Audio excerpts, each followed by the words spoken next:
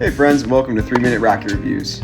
Today's racket is the Wilson Pro Staff 90 nCode. In terms of the ground strokes, I'd give this an 8 out of 10. I think it's so whippy through the air and easy to generate spin for a mid-size frame, but in general it does lack power and some stability in the upper hoop. Moving on to net play, I'd give it a 9 out of 10. I think the Pro Staff 90 nCode is an exceptional frame at the net. I wouldn't say that it has as much plow as something like the Pro Staff 85 or even the K90 that succeeds this one, but it is still great in terms of control and feel up at the net. Moving on to serving, I'd give it an 8 out of 10. I don't think it has a ton of heft to the layup, so for that reason there's not a lot of free power on tap. And in general, the string spacing on this one made it hard for me to generate spin on my kick serve. I did enjoy it on the slice serve and feel like it did sort of sink into the string bed better when I tried to hit that type of spin on the serve. Moving on to the power, I'd give this a 5 out of 10. I think these Wilson Pro Staff 90s are super low powered. It's sort of the MO for these type of frames to be able to really swing out at your targets, go for your shots, and generate a lot of racket head speed. Moving on to control, I'd give it a 9 out of 10. I think the Pro Staff 90 in all of its iterations is a super controlled frame, great directional control on all types of shots, and in general I felt in command of my targets.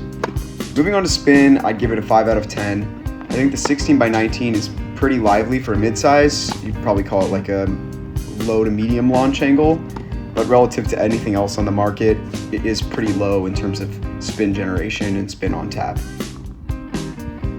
Moving on to stability next, I'd give this about a 6 out of 10. I think this layup in particular had less weight distributed into the upper hoop, which made it a little less stable than something like the Pro Staff 85 or later iterations of the Pro Staff 90 like the K Factor. Now my friends, on to the comfort. Been waiting to talk about this one. This layup is incredible. There is hardly any better feeling frame that I've used out there. And just to add a little color to what that means for me is like, I want to be able to feel the tennis ball, but I also want my arm to be protected from horrible vibrations. You know, sort of the frequencies that run up the arm when you hit off center, and I think this layup does a terrific job at that. Alright, so now talking about the flex profile on this one. The lower yoke and the throat section on this Pro Staff 90 is wider than the successive and previous iterations.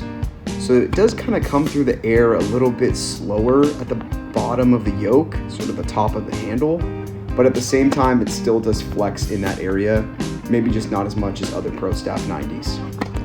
Moving on to the touch and responsiveness, I'd give this a 9 out of 10. I think it's incredibly responsive. Like I mentioned before, you have a good sense of where the ball sits in the string bed, but that nCode layup does provide a little bit of cushion if you hit outside of the sweet zone. Next on to our will it lead category. I think if you hit the ball really flat, you come from mid-sized frames, and you're not relying too much on spin, you could still use this in 2025, but there's definitely better options for you out there. Maybe something like a Six.One 95, Pro Staff 97, something to give you a similar degree of feel, but more power, more spin, more forgiveness.